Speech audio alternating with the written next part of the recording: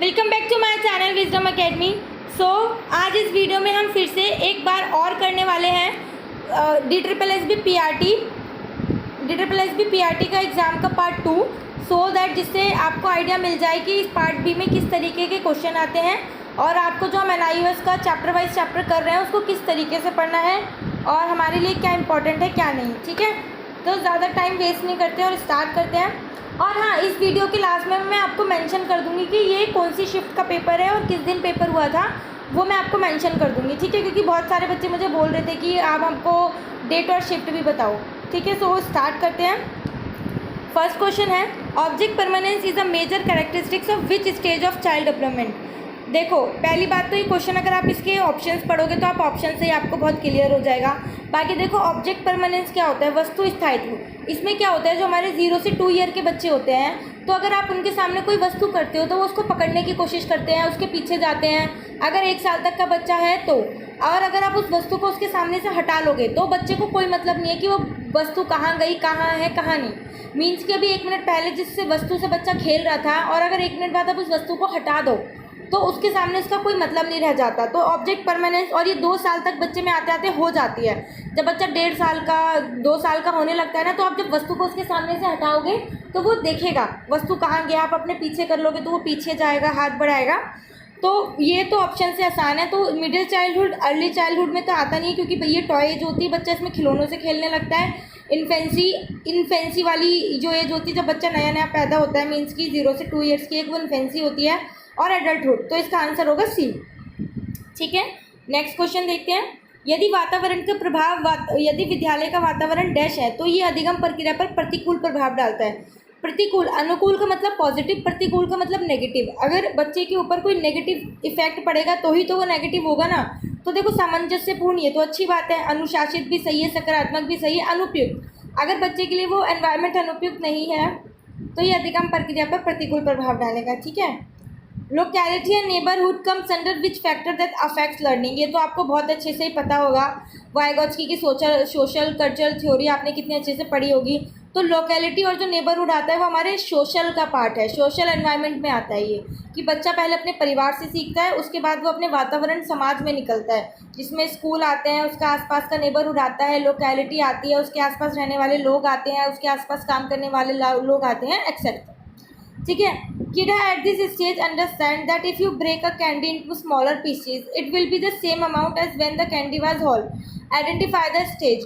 आपने बोला है जो किदा है, कीड़ा जो भी नाम है, वो कह रहे हैं कि वो इस स्टेज पर है कि अगर आप एक कैंडी को ब्रेक कर दो स्मॉल पार्ट में, मान लो एक बड़ी सी चॉकलेट है, आपने उसको 2 पार्ट में डिवाइड कर दिया, तो अब किडा को ये पता है कि अगर हम उसको जोड़ेंगे, मतलब वो अभी भी उतनी है जितनी वो पहले थी, मतलब टुकड़े करने के पहले जितनी थी अभी भी वो उतनी है, तो वो इस स्टेज पे समझ गई है। तो देखो, ये जो स्टेज होती है कौन सी होती है, ये ठीक प्री ऑप्शनल के बाद वाली होती है, प्री ऑपरेशनल के। क्योंकि देखो, प्री ऑपरेशनल में बच्चों को ये सारी चीज़ें नहीं आ पाती, उसे लगता है पूरी चॉकलेट ज़्यादा है कंपैरिजन टू छोटे छोटे टुकड़ों में बटी हुई, या फिर पतले ग्लास में ज़्यादा जूस आता है कंपैरिजन टू मोटे ग्लास में। तो ये प्री ऑपरेशनल स्टेज में होता है। तो इसके ठीक बाद वाली स्टेज में बच्चों को ये सारी चीज़ें आ जाती हैं। तो देखो, सेंसर वाली में तो बच्चे सेंसिस से सीखते हैं, प्री ऑपरेशनल है नहीं, फॉर्मल इसके बाद आती है। तो इसका आंसर है कंक्रीट ऑपरेशनल स्टेज। ठीक है, डी इसका आंसर है। निम्नलिखित में से कौन सा अधिगम प्रक्रिया को प्रभावित करने वाला सामाजिक सांस्कृतिक कारक नहीं है। अगर आपने वाइगोत्स्की की सोशल कल्चर थ्योरी पढ़ी है तो आप बहुत आसान से बता दोगे, अधिगम प्रक्रिया को प्रभावित करने वाला कारक नहीं है। देखो, लिंग भी हमारे सोशल उसको इफेक्ट करता है, और इनकम भी, लैंग्वेज भी, बस हस्तलिपि का कोई लेना देना नहीं है समाजीकरण से। ठीक है, नेक्स्ट है, बचपन के ठीक बाद लगभग 1.5 वर्ष की अवधि को कहा जाता है बच्चा। वैसे अगर आप लगाओगे तो ये ऑप्शन से लगा सकते हो। जैसे बच्चा में बड़ा अजीब वर्ड लगेगा कि हम तो सब बच्चे को बच्चा ही बोलते हैं, 8वीं क्लास के बच्चे को भी बोलते हैं बच्चे आ रहे हैं, बच्चे जा रहे हैं। बट आप इसको ऑप्शन से कर सकते हो कि 1.5 वर्ष की अवधि। देखो, पूर्व विद्यालय बचपन होगा नहीं, क्योंकि 3-4 साल की एज होती है, वयस्कता 18 साल के बाद आएगी, किशोरावस्था 12 से 18 की एज है। तो ऑप्शन से अगर देखा जाए तो ये बी बचता है। नेक्स्ट है, the ability to put parts together to form a concrete और unique new whole is known as evaluating, creating, synthesis, analysis. तो देखो, विश्लेषण क्या होता है कि बहुत सारे तरीकों के बारे में अलग अलग तरीके से सोच करके किसी एक निर्णय पे आना, ठीक है। और जो इसको एनालाइज बोलते हैं। और सिंथेसिस क्या होता है, एक ही तरीके को बहुत डिफरेंट तरीकों में सोचना। तो हमसे यही तो कह रहे हैं, the ability to put parts together, अलग अलग अलग करके एक साथ, मतलब ऐसा होल सोचना, इसको हम क्या बोलते हैं, तो हम इसको सिंथेसिस बोलते हैं, ठीक है। इवेल्युएटिंग, क्रिएटिंग, ये सारे वर्ड है न्यू, बट इसका आंसर सिंथेसिस होगा। ब्लूम टैक्सोनॉमी से क्वेश्चन पूछा गया है, कौन सा काल अचानक विविध भ्रमित करने वाले भयावह मिजाज का समय है। तो ये आपको पता है, ये क्वेश्चन कितनी बार आया है कि जो किशोरावस्था है वो तूफान संवेग की अवस्था है। तो इसका आंसर है किशोरावस्था, ठीक है। क्योंकि एकदम से चीज़ें आ जाती हैं, समझ में नहीं आता क्या करें, कैसे करें, ये सारी चीज़ें इसके अंदर होती हैं, ठीक है। नेक्स्ट है, in which domain the hierarchy ranges from reflex and basic movement to non-descriptive communication and meaningfully expressive activity। देखो ब्लूम टेक्सोनॉमी में 3 है, affective, cognitive and psychomotor. Synthesis में नहीं है। सिंथेसिस जो है वो कॉग्निटिव डेवलपमेंट का एक पार्ट है, जो हमारी कॉग्निटिव डोमेन है ना, उसका एक पार्ट है। तो इसमें बोल रहे हैं कि कौन सा ऐसे जिसमें आप मूवमेंट करते हो या कोई भी फिजिकली एक्टिविटी करते हो, उसको एक्टिविटी के थ्रू एक्सप्रेस करते हो, तो ऑब्वियसली वो साइकोमोटर है। साइकोमोटर में हम काम करते हैं, कुछ भी एक्टिविटी करते हैं। नेक्स्ट है, this refers to the learners active attention to the stimuli and is her motivation to learn. मतलब ये क्या है, देखो ये मतलब ये कह रहे हैं, ये इस चीज़ को दिखाता है कि जो हमारे लर्नर्स हैं वो एक्टिव अटेंशन दे रहे हैं मोटिवेशन लर्न करने की। मतलब कि जो एक्टिव अटेंशन है, मतलब वो हमें बदले में कुछ ना कुछ दे रहे हैं, मतलब मोटिवेशन रिस्पॉन्स कर रहे हैं। जो हमारा स्टिमुलस है उसके बदले में कुछ रिस्पॉन्स कर रहे हैं, तो वो रिस्पॉन्डिंग ही तो होगा, रिसीविंग तो है नहीं, क्योंकि एक्टिव अटेंशन है, वैल्यूम और ऑर्गेनाइज हो नहीं सकता, तो रिस्पॉन्डिंग इसका आंसर होगा, ठीक है। नेक्स्ट है, peer pressure is a type of which factor that affects learning. ये जो पीयर प्रेशर होता है, जैसे हम लोग बोलते हैं वो 4 लोग क्या कहेंगे, अगर हम ऐसे करेंगे तो वो 4 लोग क्या कहेंगे, घर वाले क्या बोलेंगे, रिश्तेदार क्या बोलेंगे, तो ये किस में आता है, कल्चरल फैक्टर है नहीं, इमोशनल फैक्टर है नहीं, सोशल फैक्टर है बिल्कुल, सारे हमारे सोशल एरिया में रहते हैं उनका काम है। पर्सनल फैक्टर, पर्सनल में तो खैर हम उसकी भी नहीं सुनते कि मतलब हमारे लिए क्या ठीक है क्या नहीं, फ़ोन में लगे रहते हैं पूरे दिन। तो ये जो पीयर प्रेशर आएगा ये सोशल फैक्टर का एक पार्ट है, ठीक है। नेक्स्ट है, एक लोकतांत्रिक संस्कृति में बच्चे लोकतांत्रिक मूल्यों और दृष्टिकोणों को प्राप्त करते हैं। ये कथन अधिगम को प्रभावित करने वाले डैश कारक की भूमिका को स्पष्ट करता है। पहली बात तो इसके ऑप्शन ही बहुत आसान है, अगर आपके पास एक क्वेश्चन आता है तो आप ऑप्शन से कर ही दोगे, अदरवाइज संस्कृति में सांस्कृतिक इसमें will be the best answer, okay. तो बी इसका आंसर होगा।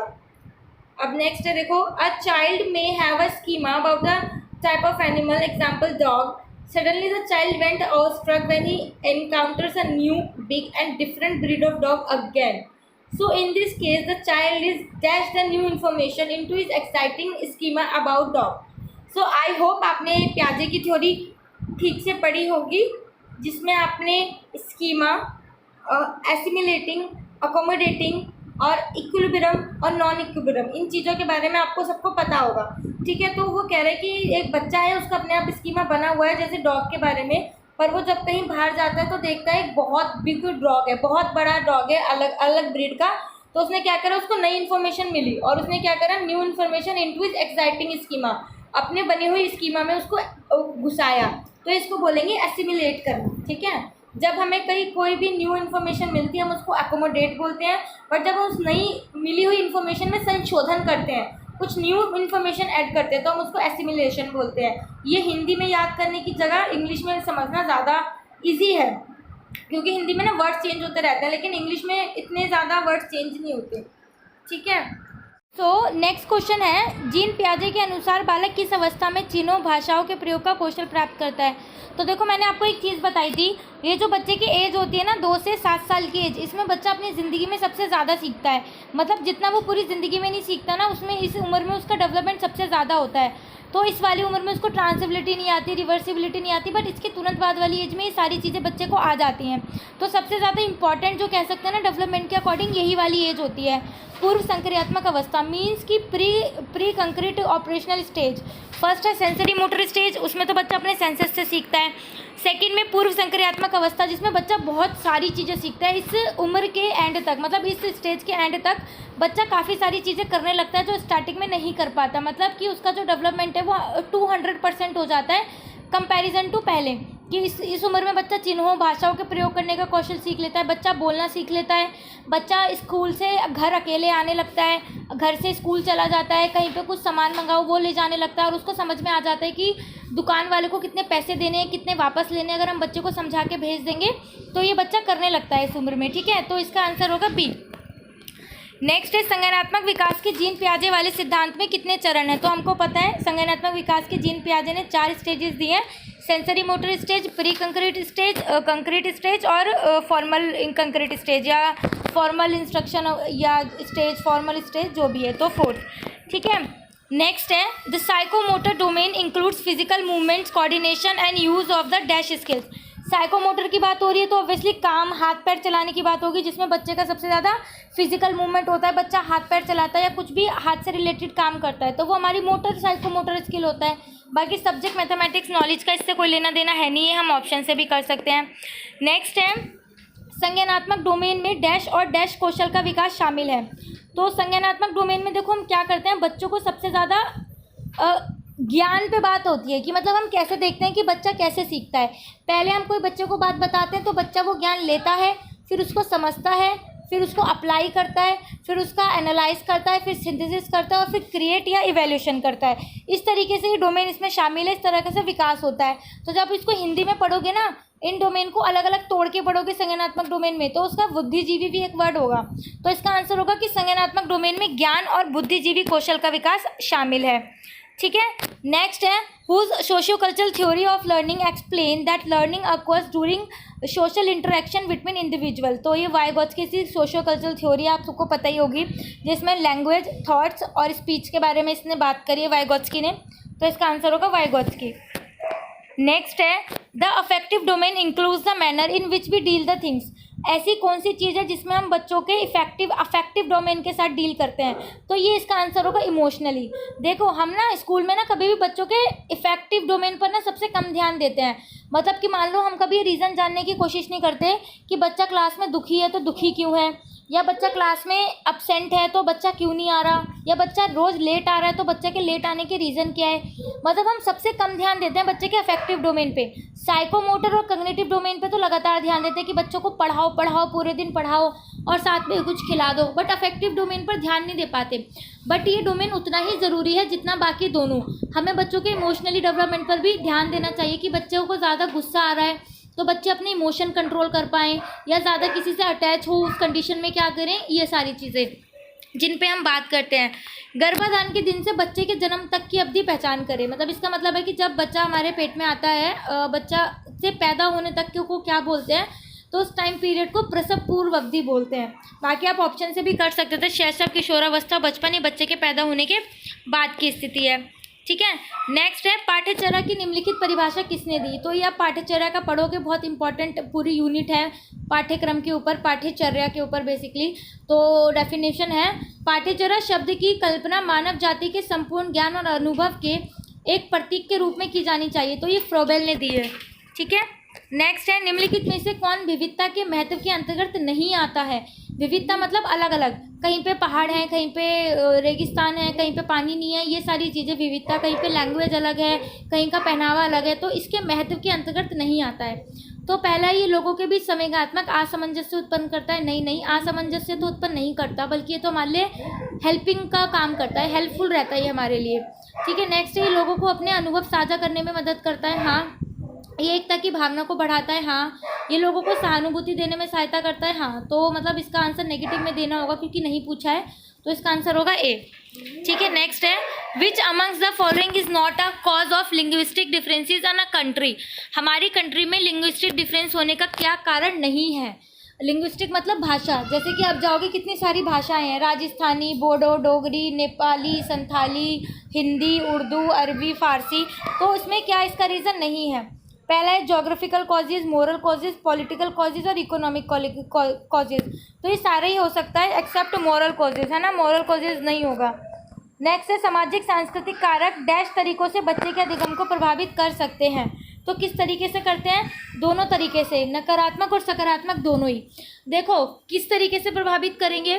देखो अगर हम बच्चा मान लो कोई भी काम करना चाहता है या कुछ सीखना चाहता है, तो मान लो वो पेरेंट्स को नहीं अच्छा लगता, या टीचर कहते हैं कि मतलब मान लो हम कोकुलर एक्टिविटीज़ में पार्टिसिपेट करना चाहते हैं, तो टीचर कहेगा तुम अगर ये पूरे दिन खेलोगे तो तुम पढ़ोगे कब। या मान लो जिसने एनसीसी ज्वाइन करी तो टीचर सोचते हैं बच्चा पढ़ने में अच्छा है बट एनसीसी ज्वाइन कर लेगा तो पढ़ेगा कैसे, तो वो डिमोटिवेशन सी मिल जाती है बच्चों को। तो बच्चा क्या करता है, उस सोच को ना करने रहने देता है।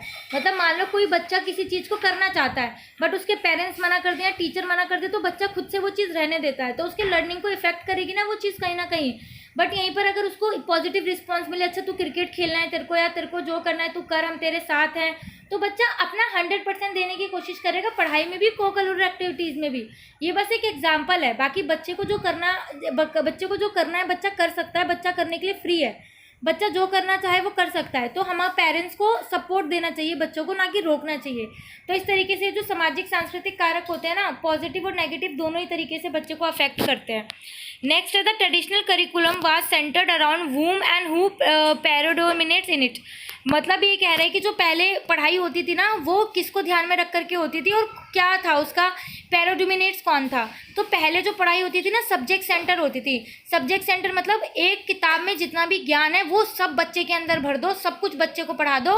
बस हमें ये नहीं पता कि बच्चे को आ रहा है नहीं आ रहा, बट हमने किताबी ज्ञान बच्चे को दे दिया कि हाँ इस किताब में तेरे लिए किताब डिज़ाइन की हुई है, तो तेरे को सब कुछ पढ़ा दिया। और कौन पढ़ाता था उसको, टीचर। मतलब कि जो एजुकेशन होती थी वो टीचर सेंटर्ड होती थी, ना कि लर्नर सेंटर। अब क्या है, जो हमारी एजुकेशन है वो चाइल्ड सेंटर्ड है। अब क्या है, हम बच्चे को ध्यान में रख के पढ़ाते हैं कि अगर बच्चा का इच्छा है पढ़ने की, बच्चे के लिए सिलेबस क्या सही है। अब जो हमारी एजुकेशन है वो सब्जेक्ट सेंटर नहीं है, वो लर्नर सेंटर है। और अब मेन जो है ना हमारा टीचर नहीं है, स्टूडेंट है। तो अब हम बच्चों को ध्यान में रख के पढ़ाते हैं, उनको बाकी सारे गेम में इन्वॉल्व करते हैं। तो ये सारी चीज़ें। नेक्स्ट है, निम्नलिखित में से कौन सा अनुच्छेद 6 वर्ष से कम आयु के बच्चे को प्रारंभिक बाल्यावस्था की देखभाल और शिक्षा का प्रावधान करता है। तो ये तो बताया था मैंने आपको कि अब जो है अनुच्छेद 45 वो ECCE वाले आर्टिकल बाय इन बच्चों को देखता है। पहले इसमें अधिकार जो था 6 से 14 साल तक के बच्चों के लिए फ्री एंड कंपलसरी एजुकेशन थी, बट अब इसको उठा के 21A में डाल दिया है और इसको 6 से कम वर्ष की आयु के लिए कर दिया है। ठीक है। सो नेक्स्ट है, a dash is defined as a setting characterize by technological innovation and increasing human interconnection and globalization. It brings about changes such as increased life expectancy, literacy and gender equality, bringing a natural equilibrium. का answer होगा Indian society, educational campus society, residential society या contemporary society. देखो ये question क्या कह रहा है कि a dash is define as a, मतलब कि वो ऐसी कौन सी सोसाइटी हो सकती है जिसमें टेक्नोलॉजिकल इनोवेशन हो या इंटरकनेक्शन ग्लोबलाइजेशन हो, जिसमें मतलब ये ना बहुत सारी सोसाइटी हैं. इसको अभी हम पढ़ेंगे 507 है ना उसमें, तो बहुत सारी सोसाइटी है. तो ये शायद उसी में से एक डेफिनेशन उठाई गई है, तो वहाँ से पढ़ के हम इसको कर सकते हैं. नेक्स्ट है, identify which one of the following is not a type of curriculum. तो देखो करिकुलम में क्या है, एक्सक्लूडेड करिकुलम होता है, हिडन करिकुलम होता है, एक्सप्लिसिट करिकुलम होता है, बट क्लास करिकुलम कुछ नहीं होता. तो इसका आंसर होगा D. It refers to the transfer of assets और service function from public to private ownership to control and the opening of the closed areas to private sector only. देखो इसका answer तो हम सभी कर सकते हैं कि ऐसा कौन सा चीज़ है जो हम पब्लिक से प्राइवेट कर रहे हैं, मतलब गवर्नमेंट वाली चीज़ हम पब्लिक लोगों को बेच रहे हैं, तो ये तो प्राइवेटेशन होता है, तो आपको पता ही होगा है ना. तो इसका आंसर होगा डी. नेक्स्ट है, समावेशी शिक्षा के महत्व के बारे में गलत कथन का चयन करना है. समावेशी शिक्षा, इंक्लूसिव एजुकेशन, जिसमें हमें मेंटली फिजिकली चैलेंज सभी बच्चों को एक साथ पढ़ाना है. ठीक है, तो गलत कथन क्या है, ये अधिगम के अनुभवों को बेहतर बनाता है. हाँ ठीक है. ये नागरिकों का सम्मान करता है, समर्थन करता है, बिल्कुल. ये मतभेदों को और अधिक अलग बनाता है, नहीं, मतभेदों को कम करता है, उनको अलग नहीं बनाता, मतभेदों को कम करता है ये. ठीक है. नेक्स्ट है, ये स्वीकृति की भावना को विकसित करता है. हाँ ये करता है, तो इसका आंसर होगा सी. ठीक है. नेक्स्ट है, निम्नलिखित में से कौन सा लैंगिक असमानता को रोकने का सही तरीका नहीं है. सही तरीका नहीं है विभिन्न लिंग भूमिका और कर्तव्य को निर्धारित करके. तो ये तो पहली चीज़ गलत है, क्योंकि लिंग भूमिकाएं क्या होती हैं कि मान लो जो लड़कियां हैं वो घर का काम करने के लिए बनी है, घर का काम करेंगी, लड़के सारे बाहर का काम करेंगे, जो जॉब है वो सिर्फ आदमी करेंगे, औरतें घर का काम करेंगी, लड़कियों को ज़्यादा नहीं पढ़ाना चाहिए, लड़कों को पढ़ाना चाहिए. तो ये लिंग भूमिका और कर्तव्य निर्धारित करके ये गलत है. ये लैंगिक असमानता को रोकेगा नहीं, ये उसको और बढ़ावा देगा. बट मानव अधिकारों को बढ़ावा देके, बाल विवाह बंद करके, समान रोजगार के अवसर उत्पन्न करके, तो हाँ ये लैंगिक असमानता को कम कर सकते हैं. नेक्स्ट है, प्रियंका अपपठन से पीड़ित है. अपपठन यानी जिसको पढ़ने में प्रॉब्लम होती है, तो उसमें से कौन सी विशेषता होगी? प्रेरक क्षमताओं में कमी नहीं, अब सारी चिंतन जरूरी नहीं है, कर भी सकती है और नहीं भी। ध्यान अभाव विकार भी नहीं होगा। धारा प्रवाहिता के साथ पढ़ने में असमर्थता, जब वो प्रियंका जो है वो पढ़ ही नहीं पाएगी, पढ़ने में उसको प्रॉब्लम आ रही है, तो वो किसी भी चीज़ को जल्दी जल्दी नहीं पढ़ पाएगी। ठीक है, नेक्स्ट है curriculum development does not include, क्या करिकुलम डेवलपमेंट इंक्लूड नहीं करता है? एवल्यूएटिंग द लर्निंग आउटकम्स बताता है हमारा करिकुलम क्या होगा। ऑर्गेनाइज द लर्निंग एक्सपीरियंस, बिल्कुल। Selecting the content, yes. Writing research paper, ये करिकुलम के अंदर नहीं आता, करिकुलम में नहीं है ये। राइटिंग रिसर्च पेपर, ये जो बड़े बड़े रिसर्चर्स होते हैं, टीचर्स होते हैं, जो बड़े बड़े एजुकेशनिस्ट होते हैं, वो करते हैं ये चीज़ें। ठीक है, which among the following is not a main components of curriculum, तो learning experience, content, objective, research नहीं होगा। ये लास्ट एग्जाम जो हमने लास्ट पेपर डिस्कस करा था उसका क्वेश्चन है। देखो, करिकुलम की प्रक्रिया की हमें 3 चीज़ें चाहिए: शैक्षिक उद्देश्य, मूल्यांकन और लर्निंग एक्सपीरियंस, मतलब शैक्षिक अनुभव, लक्ष्य और विषय वस्तु और शैक्षिक अनुभव हमें चाहिए। तो रिसर्च 4th कंपोनेंट है, वो नहीं चाहिए। मतलब मिनिमम करिकुलम के लिए 3 चीज़ें हमें चाहिए होती हैं। A child who can understand multiple languages show the importance of dash factor influencing learning. एक ऐसा बच्चा जो मल्टीपल लैंग्वेज को जानता है, बहुत सारी लैंग्वेज को अंडरस्टैंड कर सकता है, तो ये क्या है? तो ऑब्वियसली ये सोशियो कल्चर फैक्टर है, एज फैक्टर नहीं है, साइकोलॉजिकल एनवायरनमेंट भी नहीं है, सोशियो कल्चर फैक्टर है कि उसने अपने एनवायरनमेंट से इतनी सारी लैंग्वेज सीख ली। Dash is the comprehensive and integrated flagship programme of the government of India to attend the university elementary education.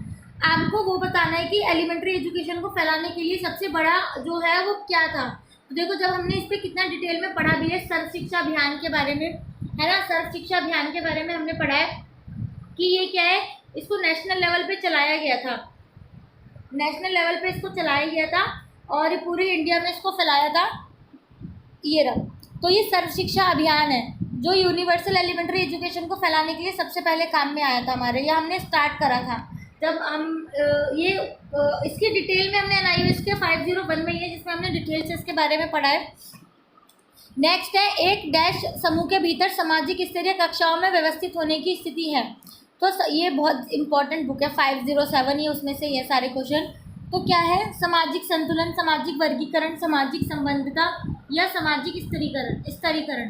तो सामाजिक स्तरीय कक्षाओं में व्यवस्थित होने की स्थिति क्या है? सामाजिक स्तरीकरण। ठीक है, नेक्स्ट है, ये सुनिश्चित करने का कार्य कि सभी बच्चे अपनी अलग पृष्ठभूमियों या वर्गों के बावजूद अपनी आयु के अन्य बच्चों के साथ सामना कक्षा का हिस्सा बनने का अवसर प्राप्त करें। तो ये तो समावेशी शिक्षा है ना, अन्य बच्चों के समान कक्षा का हिस्सा बन रहा है, तो ये समावेशी शिक्षा है जिसमें सबको बराबर दिया जाता है।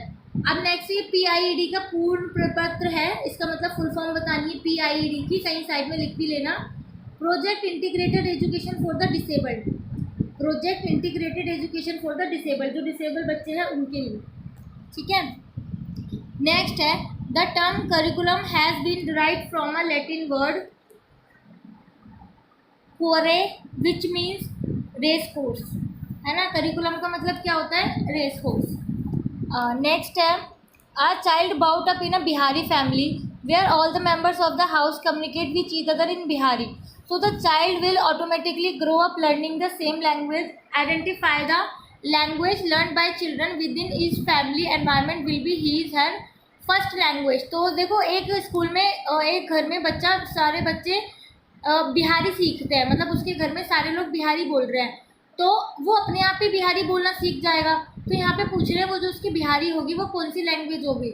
वो होगी उसकी फर्स्ट लैंग्वेज, क्योंकि फर्स्ट लैंग्वेज वो होती है कि जिसमें हमें बच्चों को सिखाने में मेहनत नहीं करनी पड़ती, वो अपने एनवायरनमेंट से खुद ही सीख लेता है, खुद ही ले लेता है। ठीक है, नेक्स्ट है, प्राथमिक स्तर पर गणित शिक्षण के उद्देश्यों के संबंध में कौन सा कथन गलत है?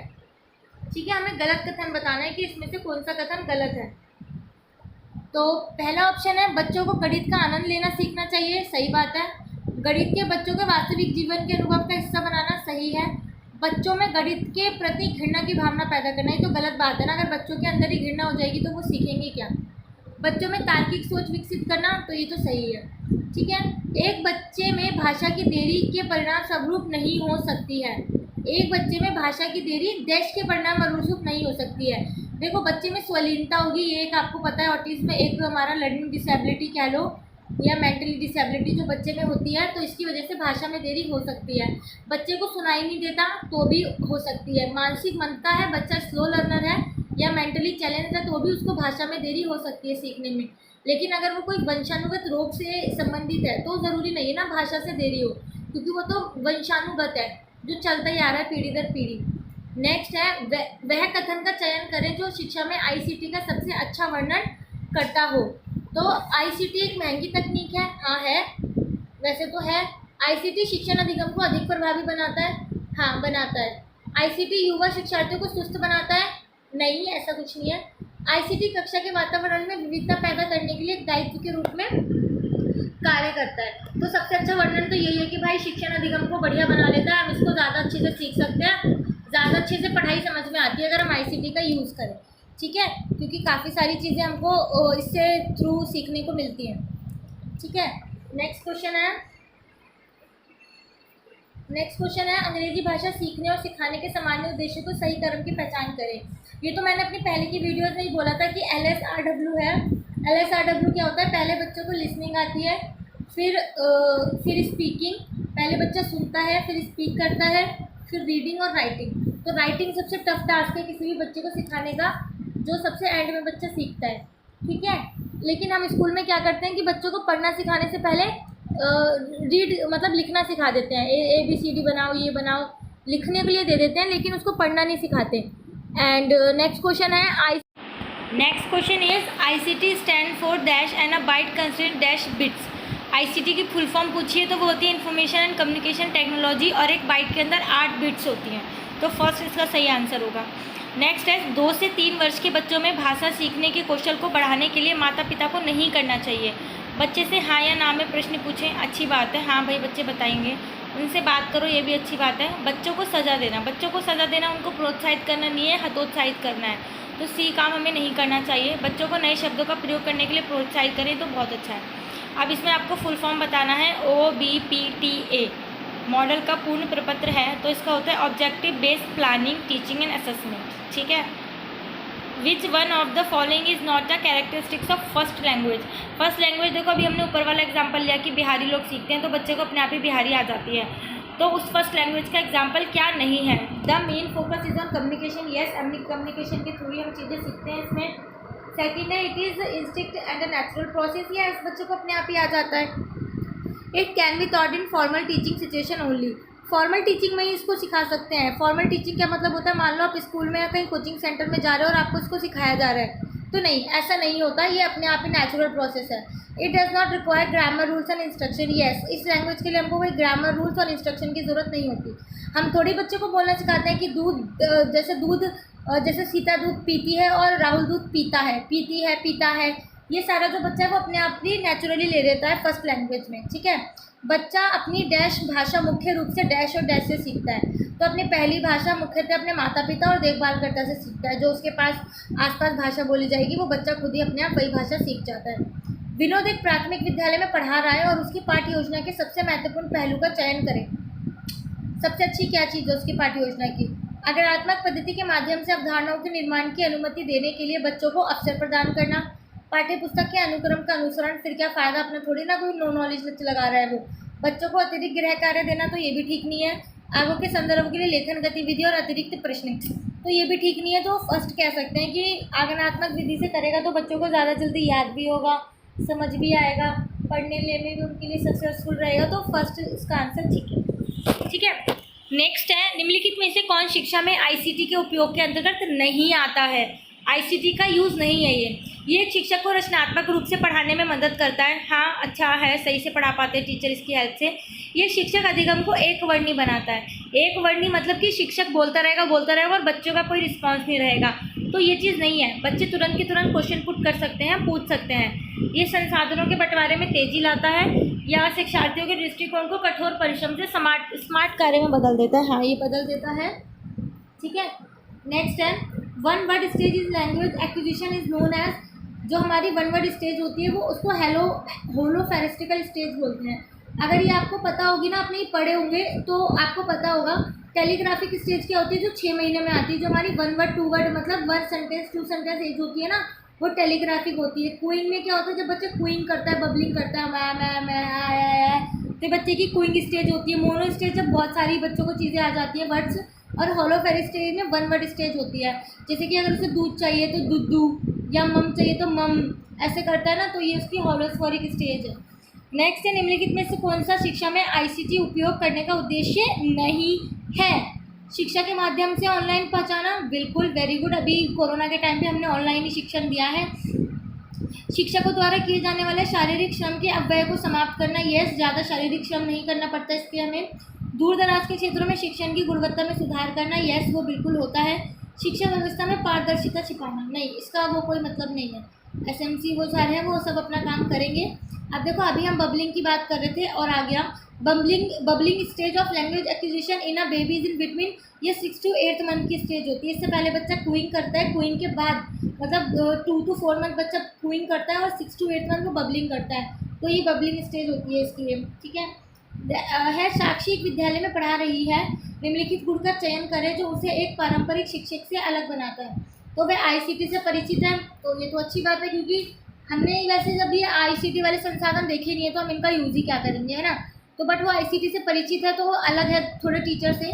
शिक्षण के निगनात्मक उपागम का प्रयोग करती है, पढ़ाते समय टीएलएम का यूज़ कर रही है, चॉक और टॉक विधि को बढ़ावा देती है, तो ये सब तो यूजली होता ही है, परंपरागत विधि में ये तो होता ही है। तो आईसीटी से परिचित है, ये अलग है, ठीक है। नेक्स्ट है, which one of following come under the merits of grammar translation method. ये जो ग्रामर ट्रांसलेशन मेथड है, इसको आपको बताना है कि इसकी क्या बेनिफिट्स है, ठीक है। तो इसमें फर्स्ट ऑप्शन है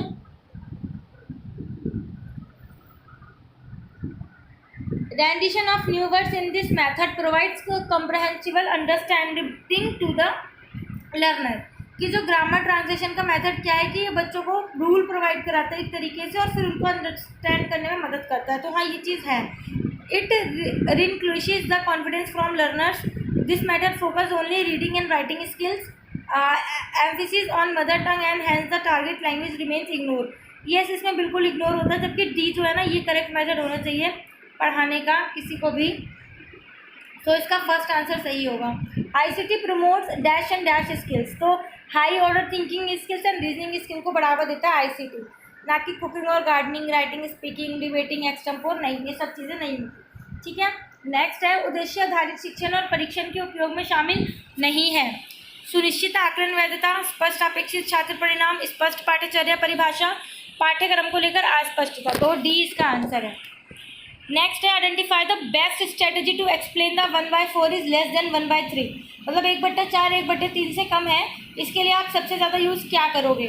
तो यूजिंग क्ले टॉयज़ का यूज़ करोगे, चिकनी मिट्टी के उनका, या यूजिंग पेपर स्ट्रिप्स, या using LCM method, using number chart. वैसे एलसीएम मेथड भी अच्छा तरीका हो सकता है, बट पेपर स्ट्रिप से बच्चे ज़्यादा डेमोस्ट्रेशन मेथड हो जाएगा, बच्चे लाइव देखेंगे, सीखेंगे, उनका ज़्यादा ध्यान रहेगा, तो using paper strip will be the best method.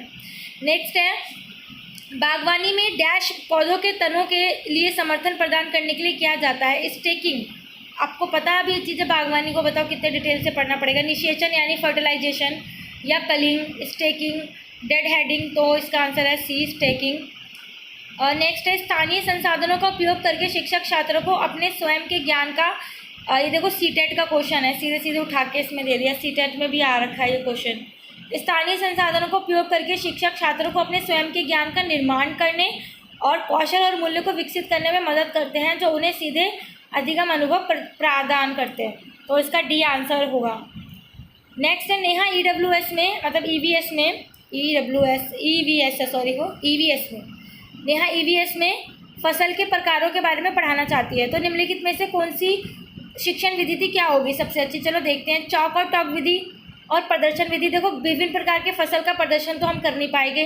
चर्चा विधि में बच्चों को नॉलेज ही नहीं होगी, विभिन्न प्रकार के फसल के बारे में तो चर्चा क्या होगी। तो परियोजना विधि बेस्ट होगी कि उसके पहले बच्चों को परियोजना करने के लिए दो और फिर उसके बाद वो उसके ऊपर काम करें। डैश उस प्रक्रिया को संदर्भित करता है जिसके माध्यम से हम संस्कृति के बारे में सीखते हैं जिसमें हम रहते हैं। तो ये क्या है? तो संस्कृतिकरण ही है ये। एंड कलर कल्चर 507 में से बुक में से पूछा हुआ है, तो ये इसका आंसर है ए। ठीक है, नेक्स्ट है, choose the incorrect statement about objective of physical education. Physical education के बारे में इनकरेक्ट स्टेटमेंट हमको चूज करनी है। फिजिकल ग्रोथ एंड डेवलपमेंट बिल्कुल होती है। Development of motor abilities like strength, speed, endurance and flexibility बिल्कुल बिल्कुल मिलता है हमें इससे। रीइंफोर्समेंट ऑफ मैलिजिन fitness habits in our life style, ये फिटनेस हैबिट्स तो नहीं आती इससे हमारी लाइफ स्टाइल में। बाकी फोर्थ पहले पढ़ते हैं। Development of socio psychological aspects like leadership, team spirit, yes ये सब इसमें होता है, बट एक फिटनेस हैबिट्स हमारी लाइफ स्टाइल में ऐड नहीं होती, तो सी इसका आंसर नहीं होगा।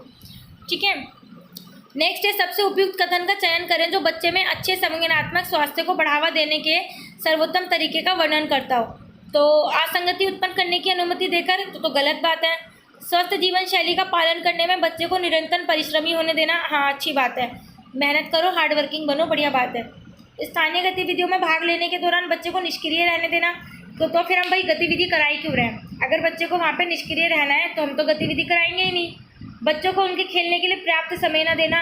अगर आप बच्चों को खेलने के लिए समय नहीं दोगे तो वो आपका फ़ोन लेके फ़ोन में पबजी, फ्री फायर खेलेंगे। इससे अच्छा है उन्हें खेलने दो। तो सबसे अच्छा बी है ऑप्शन, उनको लगातार हार्ड वर्किंग बनाओ। नेक्स्ट है depression, self harm, anxiety disorder, eating disorders are all example of dash health problem face by children. तो आप सबको बताने की ज़रूरत नहीं होगी, ये इमोशनल हमारे हेल्थ प्रॉब्लम्स में आएगा, जिसमें बच्चे depression, self harm, anxiety disorder in सब का यूज़ हो जाता है। और कभी ये प्रॉब्लम इतनी ज़्यादा बढ़ जाती है कि बच्चा खुद को ही नुकसान पहुंचाने लगता है। अब इसमें सुसाइड जिसका एक एग्जाम्पल है। नेक्स्ट है EWS सिखाने के लिए, EWS क्यों निकल रहा है बार बार, EWS कैटेगरी इतना दिमाग में आ गई है ना। EVS सिखाने के लिए आप पौधा अध्ययन के लिए एक क्षेत्र दौरे का आयोजन करते हैं। ठीक है, आपके अनुसार इस क्षेत्र दौरे के उद्देश्य में क्या नहीं आता है? उनकी भारी विशेषताओं में अंतर को देखना और रिकॉर्ड करना, बिल्कुल इसलिए तो हम वही पढ़ रहे हैं, दौरा कर रहे हैं। देखी गई विभिन्नता के आधार पर उनके वर्गीकरण के दौरान अस्पष्टता, नहीं यहाँ पे अस्पष्टता नहीं आएगी, यहाँ पे स्पष्टता आएगी, इसलिए बी आंसर है। नहीं में है तो इसलिए नेगेटिव वाला ही आंसर होगा।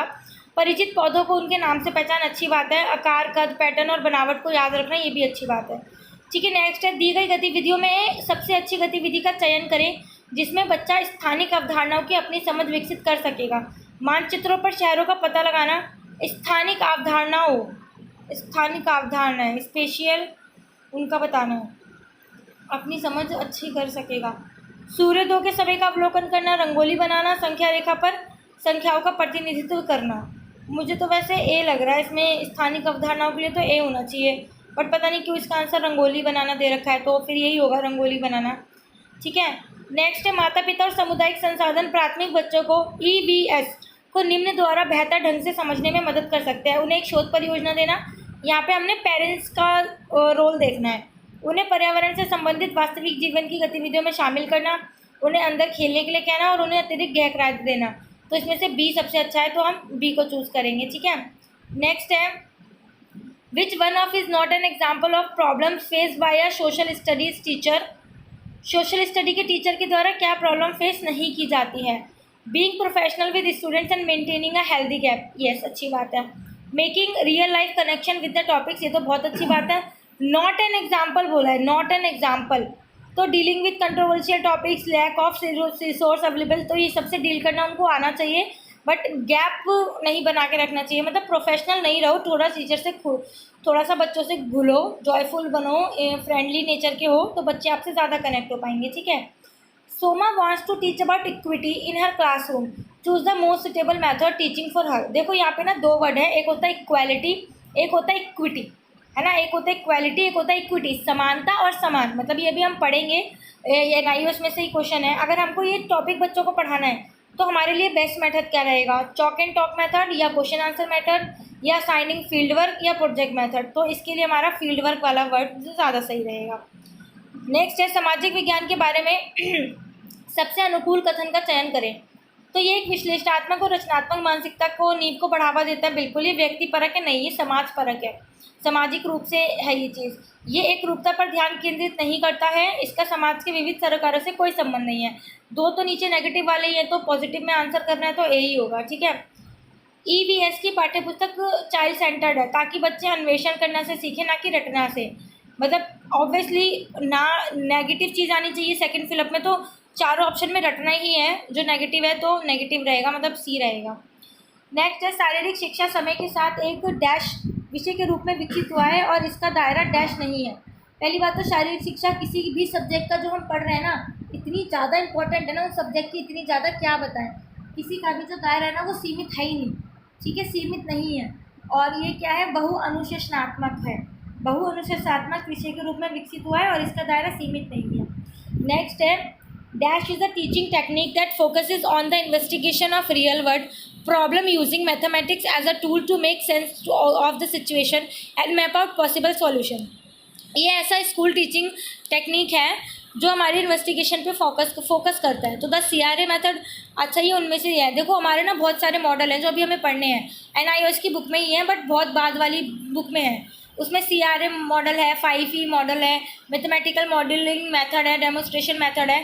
तो ये कह रहा है मैथमेटिक का यूज़ करना है तो मैथमेटिक वाले नाम से लगा दो, तो इसका आंसर हो जाएगा मैथमेटिकल मॉडलिंग मेथड। नेक्स्ट है, जब क्योंकि जब तक अभी हम NIOS पढ़ नहीं लेंगे ना ठीक से, पर्टिकुलरली किसी चीज़ का आंसर प्रॉपर से कर नहीं पाएंगे। नेक्स्ट है, इनमें से किसी छात्रों के बीच रचनात्मक अभिव्यक्ति को प्रोत्साहित करने में एक शिक्षक की भूमिका के रूप में स्वीकार नहीं किया गया है।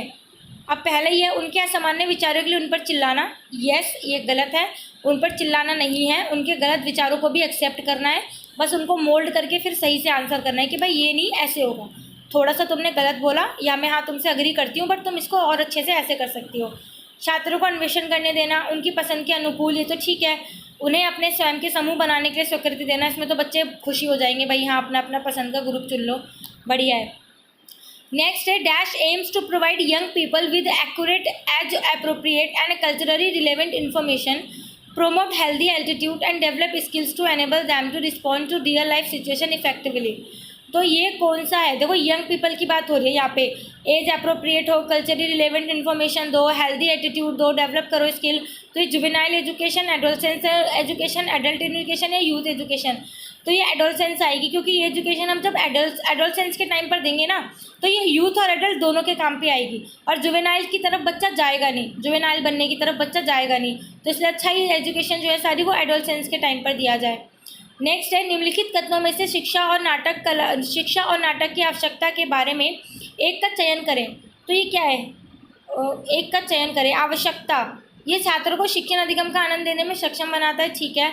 ये छात्रों को उनके वातावरण के समीप लाता है, ये छात्रों को अधिक आत्मविश्वासी और अच्छी तरह से तैयार होने में सहायता करता है, और इससे छात्र अध्ययन से दूर हो जाते हैं। इससे शिक्षा में नाटक और कला बताना है हमें क्यों ज़रूरत है, इससे छात्र अध्ययन से दूर हो जाते हैं।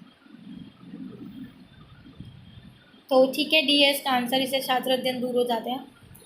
नेक्स्ट है, उस कथन का चयन करें जो प्राथमिक विद्यालय में योग के लाभ का वर्णन नहीं करता है, छात्र के आत्मविश्वास और सम्मान में कमी लाता है। देखो नेगेटिव पूछा है, नेगेटिव यही है, नेगेटिव का आंसर भी नेगेटिव होगा, ए होगा, ठीक है। रोग की प्रतिरोधक क्षमता बढ़ाता है, याददाश्त और ध्यान में सुधार करता है, वजन बनाए रखने में मदद करता है, तो हाँ ये ठीक है, तो इसका आंसर होगा ए।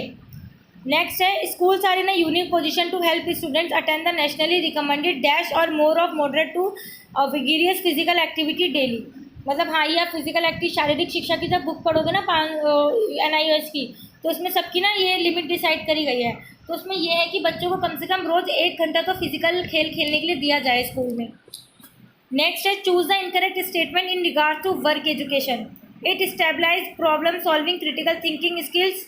हाँ तो देता है, वर्क एजुकेशन से मिलती है। Inculcates professional readiness. It is based on the principle of learning by doing, yes करके सीखते हैं इसमें, और हमें किस में इंटरेस्ट है क्या है उससे हमें पता चलता है, तो हम प्रोफेशनली तैयार होते हैं उस चीज़ के लिए। नेक्स्ट है, it creates asymmetrical coordination between hand and brain. सिर्फ इतना ही नहीं है ये, और वैसे भी सिमेट्रिकल कोऑर्डिनेशन करता है ये हैंड और ब्रेन में, ना कि एसिमेट्रिकल, तो डी इसका आंसर होगा। नेक्स्ट है, needing to release energy with sudden outbursts of activity is an emotional characteristics display by an adolescent, adult, a slow learner और गिफ्ट चाइल्ड। तो एडोलसेंस ये सारी चीज़ें दिखाता है, ठीक है। नेक्स्ट है, कार्य शिक्षा के संदर्भ में एक बच्चे की बुद्धि को डैश के माध्यम से शिक्षित किया जाना चाहिए, हाथ के माध्यम से, कि बच्चे की जो बुद्धि है उसको करके सिखाओ, जितना कर सकते हो, लर्निंग बाय डूइंग, चीज़ें करवा के सिखाओ, तो हाथ। नेक्स्ट है, which of the following does not come under the major aims and objective of conducting PTA in school. क्या पेरेंट्स टीचर मीटिंग करने का स्कूल का पर्पस नहीं है? To raise the standards of home life of the child, to bring home and school in close contact, yes. To foster their involvement for school events, yes. To insecure laws and protection for children, insecure नहीं करना, secure करना बच्चों के लिए protection और laws, तो D answer होगा। इनमें से कौन सा शिक्षकों के लिए सेवाकालीन प्रशिक्षण का उदाहरण नहीं है? कार्यशाला, सेमिनार, व्यक्तिगत प्रशिक्षण। यस, ठीक है, तीनों ही जाते हैं हमारे टीचर सेमिनार पे, ट्रेनिंग पे, बट प्रदर्शनी इसका उदाहरण नहीं है। प्रदर्शनी में जाके क्या सीखेंगे टीचर, वहाँ तो बस देखेंगे। ठीक है, नेक्स्ट है शिक्षकों के लिए सेवाकालीन प्रशिक्षण में भी बहुत सारी समस्याएं हैं। निम्नलिखित कथनों में से सबसे उपयुक्त विकल्प का चयन करें जो उपयुक्त रूप से उसी का वर्णन करता है। सेवाकालीन शिक्षा कार्यक्रम पूंजी गहन है और अधिकांश प्रतिभागी स्वप्रायोजित है। तो इतने बड़े बड़े ऑप्शन है, देखो आप पढ़ लो, और यही इसका आंसर है। ठीक है, नेक्स्ट है AP का फुल फॉर्म क्या है? तो एडोलसेंस एजुकेशन प्रोग्राम 2005 इसका पूरा नाम है। The effective implementation of work education programme in school should not comprise which of the following dimension? किसको फॉलो नहीं करता है? Schemes of work for the year, yes. Provision of funds and availability of resources, both expertise and material. Exhibition for parents, parents के exhibition से इसका कोई लेना देना नहीं होता है, तो C इसका आंसर होगा। ठीक है, CSPAP का पूरा नाम है, देखना ये C कितनी सारी फुल फॉर्म पूछी है, कितनी सारी। तो CSPAP का पूरा नाम क्या है? Comprehensive school physical activity programme. Comprehensive school physical activity programme. कक्षा की शारीरिक गतिविधि निम्न द्वारा छात्रों को लाभ नहीं दे सकती है। तो उनके जुड़ाव को परिष्कृत करना सही है, उनके शैक्षिक प्रदर्शन को कमज़ोर करना नहीं, ऐसे थोड़ी होगा। मतलब फिजिकल गतिविधि से उनका शैक्षिक प्रदर्शन कैसे कमज़ोर होगा? तो यही है इसका आंसर, ये लाभ नहीं होगा उसका, यही आंसर है। नेक्स्ट है विद्यालय निम्न द्वारा छात्रों के शारीरिक स्वास्थ्य को बढ़ावा दे सकते हैं। शैक्षिक विषयों को अतिरिक्त समय देना, अंतर और बाहरी विद्यालय खेलों का समर्थन करना, खेल के घंटा कक्षे को समय सारणी से निकालना, सभा में शायद ही कभी PT करना। तो शारीरिक स्वास्थ्य तो B से होगा ना, बाकी सब तो बेकार है, गलत चीज़ें हैं, पर B ठीक है, तो B इसका आंसर होगा। रोटी कमाने के उद्देश्य से काम में व्यस्त होना आजीविका का पर्याय है। आजीविका, रोटी कमाना एक ही होता है। ठीक है, नेक्स्ट है डैश एक बहुघटक उपागम है जिसके द्वारा विद्यालय छात्रों को प्रत्येक दिन 60 मिनट से अधिक समय तक शारीरिक रूप से सक्रिय बनाने का सभी अवसरों का उपयोग करते हैं। अभी शायद हमने इसी की फुल फॉर्म पढ़ी थी, है ना? तो इसके ये कौन सा उपागम है? CSPAP। CSPAP SMC निम्न सुनिश्चित नहीं करता है। नियुक्ति, फीस और अन्य शुल्क, शिक्षक और कर्मचारियों का कल्याण, यस, बट पाठ्य योजना की सामग्री SMC नहीं डिसाइड करता, ये करिकुलम बनाने वाले करते हैं। नेक्स्ट है Rashi is physically inactive, she can have dyslexia, no, और is no, increase risk for disease. Physically जो चीज़ ठीक नहीं होगा उसको तो बीमारी घर कर लेगी ना उसके शरीर को, तो C इसका आंसर होगा। बाकी सारी लर्निंग डिसेबिलिटीज़ हैं और वो फिजिकली है। नेक्स्ट है Carl Rogers believe in the self concept was made of 3 parts, identify the wrong type of part. तो इसने 3 पार्ट दिए थे, कार्ल रोजर्स ने मोटिवेशनल थ्योरी दी है इसने। तो इसका था सेल्फ स्टीम, आइडियल सेल्फ और सेल्फ इमेज है सब कुछ उसमें, बट सेल्फ डिस्कवरी के बारे में उसमें कोई बात नहीं गई, तो सेल्फ डिस्कवरी इसका आंसर है। How can a teacher help adolescent? Adolescent की हेल्प हम कैसे कर सकते हैं? By discouraging them to talk on certain topics, नहीं। By being comparative to them, by establishing peer pressure in the environment, नहीं। By expressing respect, care and love to them, yes. ऐसे हम कर सकते हैं, ना कि उन पर चिल्ला के बात बात पे ये क्यों किया, वो क्यों किया, ये नहीं करना चाहिए, वो नहीं करना चाहिए। नेक्स्ट है निम्नलिखित में से कौन सा कथन कार्य शिक्षा के महत्व के अंतर्गत नहीं आता है? ठीक है, ये मूल्यों को मदद करता है, जानकारी प्रदान करता है, विकास में सहायता करता है, ठीक है, बट ये किसी का भी अपमान करना नहीं सिखाता, है ना? तो इसका आंसर होगा D। और नेक्स्ट है किशोरावस्था की शिक्षा निम्न में मदद कर सकती है। हानिकारक व्यवहार को उत्तेजित करना, नहीं। जीवन को जीवंत करना, नहीं। हाँ, कुछ नौकरी के लिए अवसर उत्पन्न करना, कुछ नहीं, बहुत सारे नौकरी के लिए अवसर उत्पन्न करती है, ये करियर ओरिएंटेड ही होती है वर्क एजुकेशन। शीघ्र विवाह को बढ़ावा देना, नहीं, बट जीवन को जीवंत करना, ये है किशोरावस्था की शिक्षा, इसमें हम काम कर सकते हैं। ठीक है, सो वीडियो ख़त्म, इतना ही था इस वीडियो में। आई होप आपको ये वीडियो पसंद आई होगी।